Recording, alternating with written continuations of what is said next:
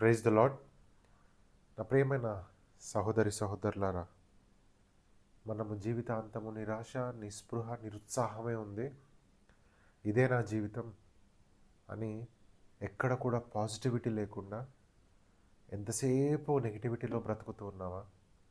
నిరాశ నిస్పృహలే నువ్వు వాటినే అధికంగా నా జీవితంలో ఉన్నాయని వాటినే గుర్తు చేసుకుంటూ నీ జీవితాన్ని కొనసాగిస్తున్నావా?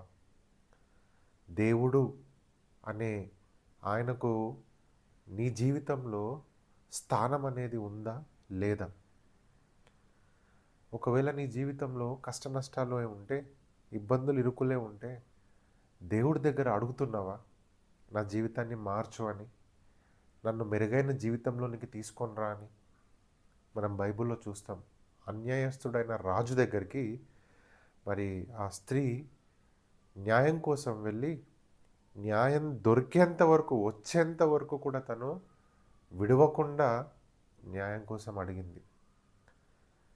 ఒక అన్యాయస్తుడైన రాజే చివరికి న్యాయం తీరిస్తే మన దేవుడు నీతిమంతుడు. మన దేవుడు న్యాయాన్ని మాత్రమే చేస్తాడు. మరి అలాంటిది నువ్వు దేవుడి దగ్గర ప్రార్థన చేస్తున్నావా? లేకపోతే ఎంతసేపు నిరుత్సాహపు, నిస్పృహపు, నిరాశ మాటలతోనే మాట్లాడుతూ ఉన్నావా? నాకు అది లేదు, ఇది లేదు, నేను ఇలా లేను, అలా లేను, ఇలాగే ఉన్నామా? దయచేసి ఒక్కసారి ఆలోచిద్దాం. ఒక్కసారి దేవుడు చేసిన మేళ్ళ గురించి ఒక్కసారి కృతజ్ఞతగా ఒకసారి ఆలోచిద్దాం. ఎన్ని మేలులు చేశాడు, ఎన్ని బ్లెస్సింగ్స్ ఇచ్చాడు. చెప్పలేమా దేవుడికి థ్యాంక్స్? దేవుడికి కృతజ్ఞతలు చెప్పలేమా? 100% చెప్పొచ్చు. ధారాళమైన మనసు, ఓపెన్ మైండెడ్, పాజిటివిటీ ఇలా ఉన్నప్పుడు నీ లైఫ్ కూడా చాలా పాజిటివ్గా ముందుకెళ్తుంది. సనగొద్దు. ప్రతి విషయానికి సనిగితే జీవితం అంతా కూడా సనగడంతోనే ఎండ్ అయిపోతుంది.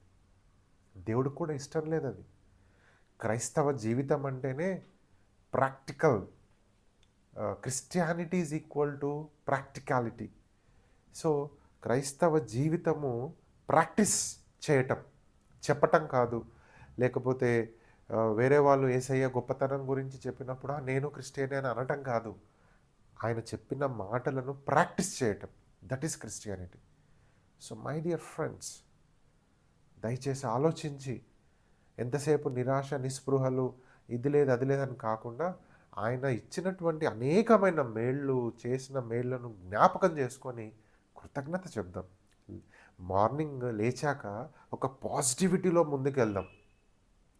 ఫిలిప్పీలకు రాసిన పత్రికలో 2వ అధ్యాయం 14వ వచనంలో ఏమంటున్నారు?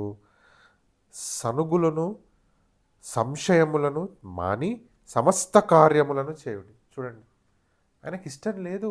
పౌలు గారు రాస్తున్నారు, దేవుడికి ఇట్లా సనగటము, సంశయం అంటే డౌట్స్, నో, అవి మానేసేయాలి, స్టాప్ చేసేసేయాలి. ఓపెన్ మైండెడ్, ధారాళమైన మనసు, కృతజ్ఞత కలిగినటువంటి మనసు, ఇది కావాలి ఆయనకి. ప్లీజ్ రిన్యూ చేసుకుందాం మన జీవితాన్ని, మన మనస్తత్వాన్ని. ఒక మంచి ప్రాక్టికల్ క్రిస్టియానిటీలో, ఒక మంచి పాజిటివిటీలో జీవితాన్ని ముందుకు తీసుకొని వెళ్దాం. ప్రతి దినాన్ని కూడా దేవుడు చేసిన మేలు జ్ఞాపకం చేసుకుంటూ థ్యాంక్స్ చెప్దాం. సో దట్ నీ మనస్తత్వం మారిపోతుంది. సో అలా ముందుకు వెళ్ళాలని ఆశిస్తూ, గాడ్ బ్లెస్ యూ.